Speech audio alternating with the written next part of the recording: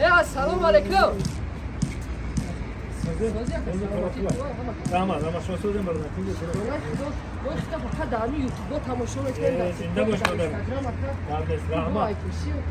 چی بود بخیر. رحمت. هم کسب بود که است دادم.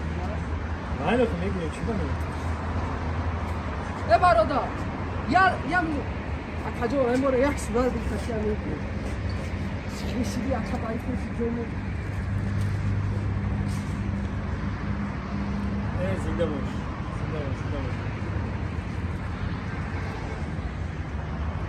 زنده باش که آدم فرودار تو وقت متنگ آخه دیتیموس سخن میکنم سخنی مرا نشکنیش ما و اهل اولای ما خانواده ما یگانه یک مادر دارم زنده باش برادر سربلند باشی کم تاثیر سومایون یک دو روز رفتن در جان من و اهل اولای ما مخلص اشدی شما هستین زنده باش برادرم گپ نیست جان یک خواهش میکنم خواهش مخلصانه خواهش دادرانه همین خواهش ما در زمین نمونه التماس دست من گوی بجان دی چی خواهش دادر ساعت نگاه 1:24 البته میره در خونه ما میکنیم التماس نه نگی که برادر اگه گم نیست ما فهمیدیم سیکات اخدا مگیر میده اگه همه برادر اگه من همین یک بچه دارم همین روز دور اگه همون ما باید مهمونه اومده گم خسر خوشتمان اومده گم پدر و مادر اومده گم من اگه شو بفهم برادر ما اگه برم همه بچه ما هم زودی نه این نمیشه ما بچه‌ای عجیب هست مخاطب نه من فهمیدم چی من فهمیدم تو سوخانی مرا در زمین میمونی نه برادر من سوخان شما در زمین نمیمونم من یگانه یک مادر دارم در همین حیاتم همین سوخانی مرا نفت برم مادری مطرح برای پیشی بینم من یک صورت بگیرم تمام یک مهمانداریت میکنم خیلی اگه مهمانداریش ماینه آدمای فرهنگ‌دوستار هستیم زنده باش گوش کن که یک گام میگم برادر نه فقط یک صورت میگیریم و مرا جواب بده یک مهمانداریت کنم چی با کجا در خونه شما خونه ما قدور نیست این دیگه مسعود 52 میشینه میره ما ماشین خدمت مکان میریم و قریب باشه میریم یا عکس میگیریم صورت میگیریم خدمت مادری چی گم نه مرا بهتر نامت برو بهتر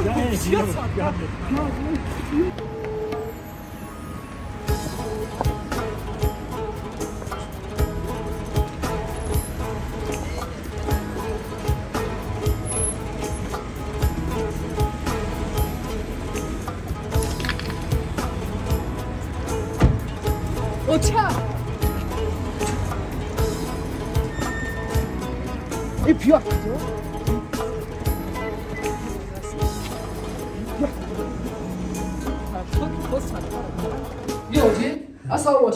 السلام علیکم نازی مادر جان تنجه کارگاه خوب است زندگی کو این کس شناخته چی من نمیشناسم من این کس از خودیش میشناسم هزار رحمت من میکردم من میدونم چی من نمیدونم خود خود صدقه میکنی بسم الله الرحمن الرحیم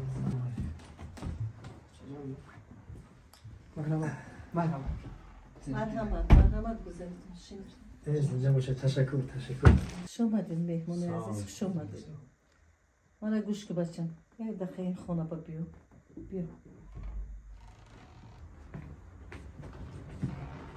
یک مینوت حاجی دوست مراد یک مینوت کنی گبزم کنی یک هفته باز در کجا بودی تو؟ در کجا بودی؟ در کجا بودم قطعی حاجی دوست مراد اینا حاجی دوست مراد دیدی مهمونی آوردم خونه کوه با کوه گشتیم قطعی حاجی دوست مراد این کسی میدونی کو بلاگر اکتیور صنعتکار سیونکه میکنه کوه ها رو هر کجا معرکه ما میبرن قطعی همین حاجی دوست مراد بودم چون دیگه نمودم یک هفته باز میدونی چه خبرایی بد شنیدم من کیم مگزین دوزیده است کیم رفت است کیم کجا رو دوزیده است همه خیر من یک هفته شد فقط تو رو میکوبم من دیدی یک کچ چه جان اینترس نگاه میزنی من چیکار دارم با اون دزدو من قطعی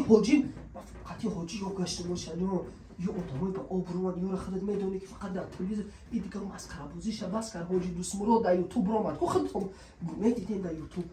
بچه جان من شرمنده نکنید التماس یک دست در خون کنید یک عشق کنید یک بودن و آبرو با خدا ما آوردیم بچه جان مایلش بچم با آدمای نغز کرده میخیر مایلش حاضر من دسترخوان میکنم بچم مرحمت خوش آمدی حاجی خوش آمدی ای دودر جان نامو چی بود؟ نامی من جونیک ای جونیک جان مرا زن زیستم باید اکمه برم من همه که وقت داشتم که گپ تنیدم گفتم حالی بشینه شما حاجی جان ای اکه بیا کنه که ما اکمه برم مرا بفهم اکم اوش با گوشت گوسپند فهمید اگه بعدم بای گوسپند رو میام میزنی مهمانی من مادری من برای شما یه آش بکنه حالی صورت نگرفته مادری من خطی شما ای خیلی نگیر نه مادر جان خوش آمدین خوش آمدین حاجی بابا خوش آمدین زنده باشه زنده باشه خدماتم نوری دیدن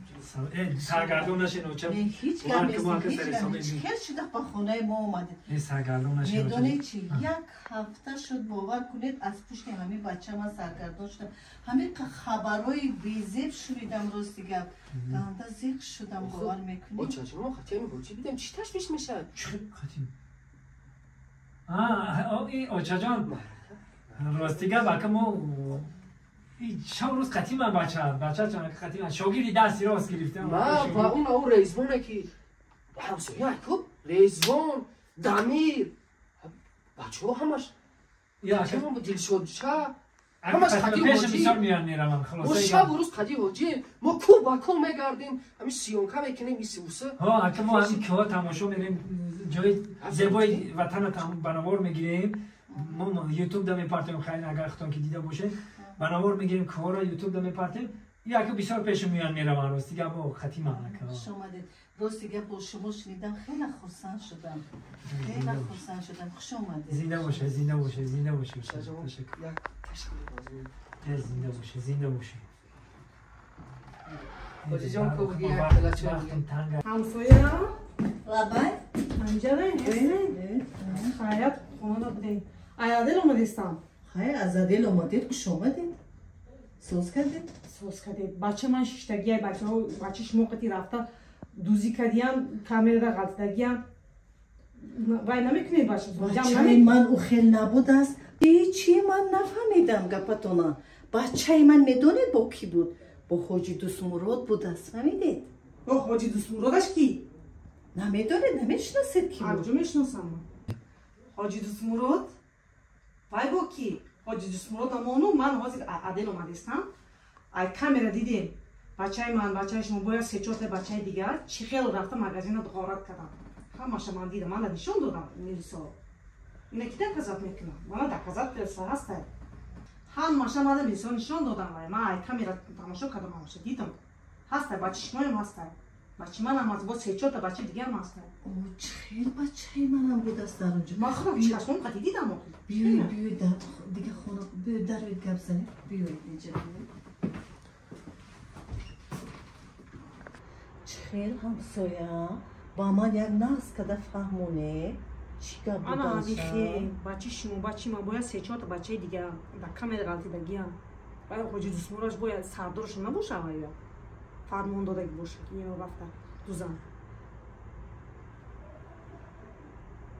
دودر بیا ما برام وقت یک صورت میگیرم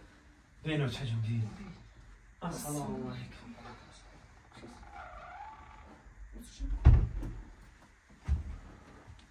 سلام علیکم نازین سوزن سازه چجون تنجه کلوتان سازه همه تنجه کلوتان خوب شما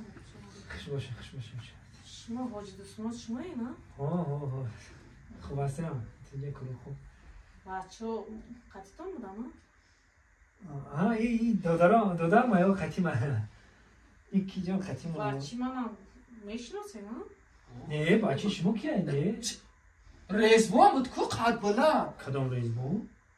400 تومان گرفتی کو آقا 400 تومان قرض داد گفتی مراسمی بچه من چیه دسالوکنی بچه من چی گپ 400 تومان داد ها رئیس بو جوره خمو پسر همین کسا شما مادر رئیس بو نه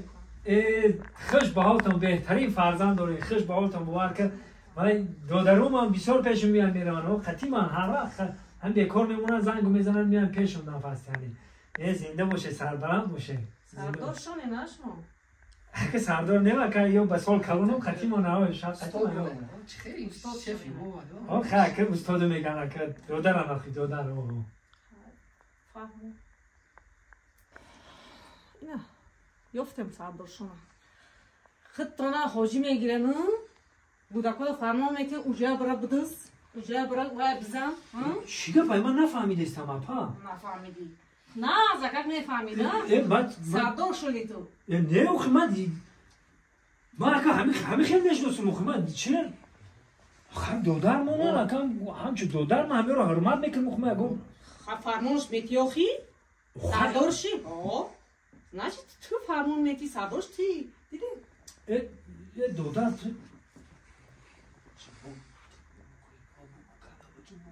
دودر یا پیالا چون بیار حلقم خوشت خیلی یا پیالا چون بیار چجور؟ آخی من بچه که میدان نصیحت کنی فرمان میتی بودز دانم؟ آخی من چی فرمان میتی؟ چی فرمان میتی؟ تو سردار شدی فرمان میتی همش یا؟ آخی من چی گفتن من نمیدانم دیگه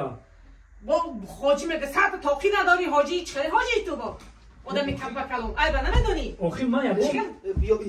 آخی من یکم خیلی باشه صدقه چای کند اینا اینجا تیه صدقه چای صدقه گرفتون اونو نمک کند یکم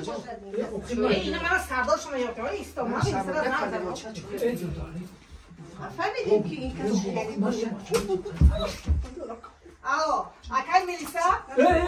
بچه من مایدای این سردار شده من رفتم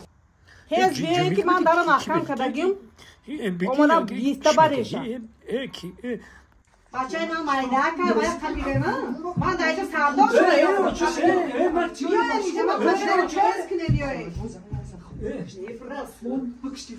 خیلی بخیر و خیلی آدم خیلی انا دوستان عزیز بازم همین رکلام را دقت کنین ای خود اروپا ای خود ترکیه برادرای ما هستن این رقمشون رقم واتساپشون میمونم برای استیاشکای اینا میگیم تراکتور چاکو رو ببینید می آپارات میگیم که تراکتور چه میگیم چی میگیم اینا میختونین ببینید صورت چه برادرو برای استیاشکا برای شکاتور برای خیلی استوا کسانی که استوان ای تحت دیل استوان میخوان که زمانوی ریمونت کنن میخوان که با طلبات زمانه ریمونت کنن و با طلبات زمانه جوابگو باشن اینا ما توصیه میتم اینا میاره برای استیاشکا برای شکاتور اینا برادر عزیز رقمش زنگ بزنین ای اروپا میگین و ای ترکیه میگین به نرخ دسترس به نرخ ارزان شما در روی میکنن خدا نگهبانتون